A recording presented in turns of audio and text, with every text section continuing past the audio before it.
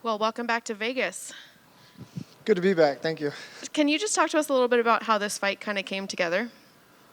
I just got back to Texas to start my training camp. I think I practiced twice. Then got a call, asked if I could fill in for February. I didn't know who the opponent was. I said yes. They said, what about December 16th? I said yes. And they were like, well, really the fight was supposed to be Saturday. Can you make Saturday? So I got on a plane that day and flew here to Las Vegas. So when you heard the news, was there any hesitation because it's such short notice, or were you eager to kind of get that win back in 2023? I mean, kind of both. It's having a long camp is scary. You have a lot of time to get hurt, so having no time to really get injured or anything is nice. Sue's already ready, so I don't know. It just seemed right. I have a good manager. I kind of just do what they say. They've always steered me in the right direction, and I wouldn't be here. I wouldn't have this job if it wasn't for them. So if he says, hey, this is the fight you need to take, and they gave me 10 pounds, so easy weight cut, good fight, something that we were supposed to fight once before, so I really look forward to it. What do you think of the matchup? Great matchup. He's really exciting. His fight with Matt Schnell was really good. I want to fight a striker. I want to try to work some of my striking. I haven't really been able to do that. Through my whole career, I've kind of been eager to get to the ground, and even in the Makayev fight, like, I was winning the striking portion, and I still had this eagerness to try to get him to the ground, but when I'm sparring in practice, I mostly stay on my feet. So I would like to show the new skills that I have, and I haven't really been able to do that in my last few fights, and I'm getting older now, and I'm running out of chances to really show, like, how good I am and how good I can be. So I feel like Sue's a good opponent for that. Do you kind of picture this fight going 3 rounds, or do you feel like you can get in and out of there pretty quick with him? I feel like this is a guy that I could possibly sub, but honestly, I want to fight for 3 rounds. I want to put on a performance. I like to have time in the cage. I like to get takedowns. I like to break records. I like to, you know what I mean? That's the place where I feel the most comfortable in my life is when that cage door shuts. So the more time I can spend in there, the better I feel. And last question for me, I got to ask about the sponsoring the fighter. Could you tell us kind of how that went down and what the motivation behind that was? Yeah, Tony actually hit me up, and he was like, hey, man, I just want to reach out and, say, like, I'm married to my wife. I love her so much, and I hate situations like this. So just reached out and was like, pat me on the back, I guess. And then he was saying something about trying to get sponsors. And I was like, hey, man, I'll send you some money for a sponsorship. And he was like, cool, I'm going to put your head on my banner. So I was like, all right, I'll give you $500 if you win, or when you show up, and $500 if you knock him out. So, he's a good dude. It has nothing like, I don't lose any thoughts over Kevin or anything. And, I wish him the best in his sports. People make mistakes all the time. But Tony seems like a really good guy, and, he's a good fighter, and that fight was fun to watch. So just going off the back of that, was that more about Tony than it was the other situation, or was it, there's a little bit of sweetness if we get a win here too? Yeah, I mean, that's just, I wouldn't want to be the asshole that gives some guy money and puts my face on their banner and then them lose, that's not what I was. But I would have sponsored him anyway. He didn't have to put me on his banner. I just, I don't know. I know what it's like to have to dig for sponsors. I'm just now making money in the UFC. I've been at this game a long time, and I'm finally making good money. So I know what it's like to have to pinch pennies and sleep on people's couches and work while you're trying to train. It's not easy. So if I can help somebody out that is obviously a good dude, a good dad, a good husband, then no sweat off my back. But both you guys typically are flyweights. This fight's at 135. Does it feel like any difference of, normally a lot of times people say, oh, there's a difference because I'm fighting up a weight class or anything, but you're still fighting another flyweight. Are there benefits to this, or was this just a matter of it was just about the weight issues? Well, it's nerve-wracking for me because I feel like even though I'm a fairly big flyweight, one of my things that I'm best at is cutting weight. Like if it was a weight cutting competition, I'll win every time. I have no problem. I mean, it's a big problem to make weight, but I always do it. I have a good system. The people at the UFC PI have it down to a science. I just do exactly what they tell me, and making weight is usually one of the things I feel like I'm the best at.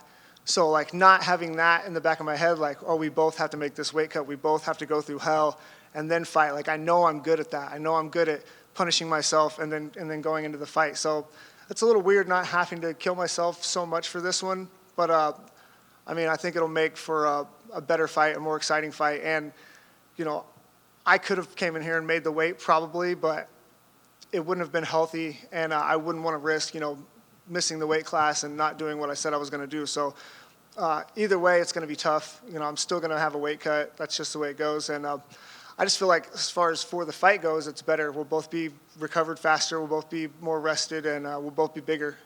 What is your typical walk-around weight? I vary. 152 to 148 is when I'm healthy and training hard. So it's not too big of a difference. Nah. So, I mean, outside of even just the weight cut, having a short notice fight, are there other benefits that a lot of us on the outside don't really think about, a lot of us watching? I mean, I know a lot of times we talk about, there's no stress. You're not thinking about this fighter opposite of you for 8 weeks or 3 or 4 months. Are there other benefits that we don't maybe think about that a short notice presents? For a guy like me, there's tons of benefits. I'll get in my own head. I have a hard time watching tape. If I watch tape on my opponent, I only see the good things that they do. And if I watch tape on myself, I only see the bad things that I do. So I'm my own worst critic. Having that time to, make my head bigger about how good this guy is or how I should or try to beat him or not beat him, it's a big advantage. And also, I have less time to get hurt. I know I'm not injured right now. I've rested after my last fight. 10-week camp, there's a lot of time to injure yourself, get poked in the eye, get cut. I don't have to worry about that. I know I'm going to get a fight on Saturday. And remind me, speaking of camps, is the current gym Next Generation Yep. MMA? So tell me a little bit about them and what sort of things and benefits that you've learned since you switched over there. It's just different. I was with a really good team. We had a lot of UFC guys in Kansas City, maybe the best room in the world as far as guys my size go. And then things changed, and I ended up going to Texas. It was there wasn't 50 guys on the team, you know what I mean? There was 5 or 6 at the time when I got there. Now there's 14 maybe. There's one captain, and everybody else just follows suit. Chris Brennan is the general, and everybody listens to him. There's no pecking order. Nobody challenges it. When I'm there, I stay at his house. He lives in a beautiful house, and him and his son live there together. His son is Chris Brennan. He's 10 in the world now in Bellator. He's 22, I think. They don't drink, they don't smoke, they don't stay out late, they don't eat bad food. When I go there, all my meals are made for me. They get up in the morning and they sauna and then they cold plunge. They have a routine that I've just never been a part of before. I've always kind of half-assed my mornings and then went to practice, and that was the bulk of my day. But now I have a whole set thing of what these guys do, and I feel like a professional athlete. And now I'm getting paid like a professional athlete. So if time there was a time for me to turn things around, it's right now. I was going to say that probably helped it feel like you're reinvigorating your career as well with the switch of scenery as well. Yeah, when I first went there, I was like, man, I'm going to be staying in the gym. I'm going to go back to that old school way of living on somebody's couch and then, just living that fighter lifestyle. But when I went there, Chris let me stay at his house, and that wasn't the case. They had somebody in there making all my food. It's a beautiful house. Everything except for getting my laundry done and folded for me is taken care of. And so paying my percentage to my coach is not a problem. I would pay him more if he asked for more, but he actually asked for only 5% this camp or this last fight. So he's even giving me a discount on what I would be paying him. And if he asked for more, I would pay him more. Because I feel like I wouldn't, I don't know where I would be if it wasn't for him. My coaching luck has kind of been wishy-washy, but I've had great coaches, and Chris is definitely one of them. Now that he's just heard you say that he'll take more money, I'm sure next time that percentage is going to change a little bit. I don't think he's that guy, man. He's really not. He's not trying to get rich off of this. What he wants is he wants his son to be a world champion, and he thinks me being at the gym can help that. So I'm just, he's such a good dad. I'm getting some trickle down of, his love for his son, which I admire and I appreciate. Well, speaking of that, especially with your experience in all these fights, how does it feel to give back to all the young upcoming fighters that are at a new upcoming gym? Man, it's great. Honestly, I'm the only guy in the UFC, and then Lucas is a Bellator guy. But for the most part, our team is all amateur guys, and they're good. They're gonna have a hard time finding amateur fights because they're so good. But they're practicing like the professionals do. They're doing everything, if not more than what I'm doing, and they're doing it constantly. I'm just doing my camps there, and I feel bad about that. Chris wants me to be there full time, but I can't be back. I have to be back and forth since I have a daughter. So the gym is really thriving right now with a small team and having Chris as the leader. That's awesome. Last one, just going back to this fight. When you look at this fight, I'm sure it's played out in your head. Even though it is a short notice, I'm sure it's played out in your head. what are your keys to the victory? What needs to happen to make sure that you get your arm raised on Saturday? I mean, we were supposed to fight once before, but Back in you know, 2021, right? yeah, he's sharp. He's got good feet. He's heavy-handed. I'm gonna have to also fight a little bit smart, which is, you know, that's not my strong suit.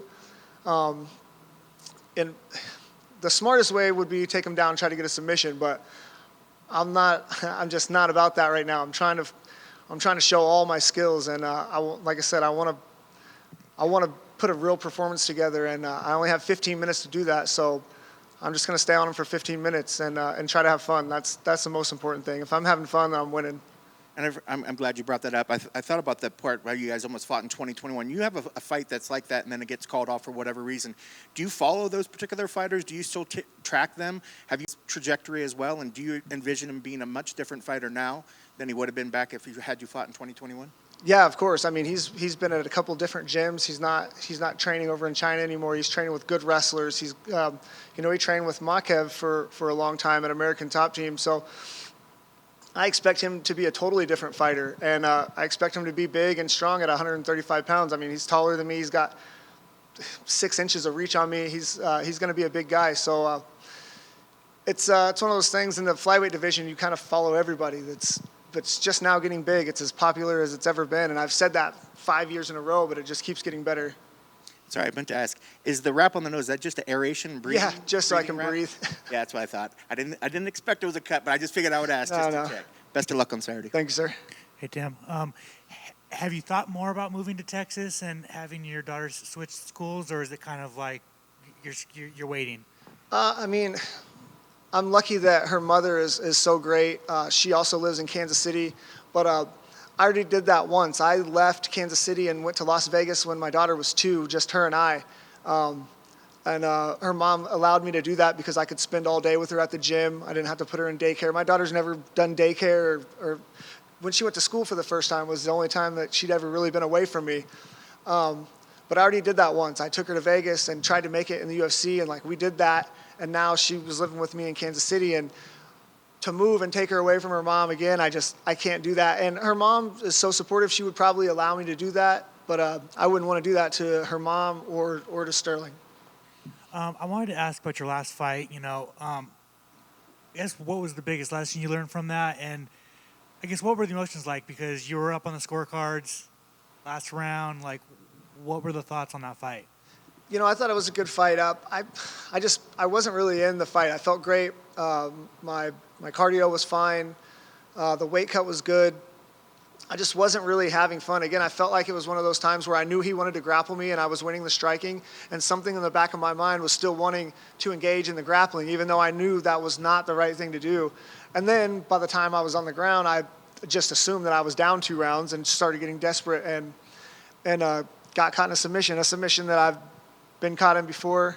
But I was there in that fight. I felt good. Everything was fine. I just wasn't really having fun. It was a weird anxiety fight, and usually that's like my stress-free zone, is to get in there and mix it up with somebody. But nothing against Muhammad, man. He fought a great fight, and he's good. He's strong. He's going to get better. I didn't hit my man strength until I was like 25, 30, so he's only going to get better. And finally, for me, there is a flyweight title fight next weekend. Who do you got in that between Brandon and Pantoja? Man, that's tough. I think Brandon is the most dangerous guy per second and maybe in the UFC. When I fought him, I never felt like I was in control or that I was winning, and I was ragdolling him until the point where he submitted me. But Pantoja is just all around a gritty, good. You can't make mistakes. He's one of the best. But if I was a betting man, and I'm not, I'm going Brandon Royval on that. He's tricky and he's dangerous. Awesome. Thanks, Tim.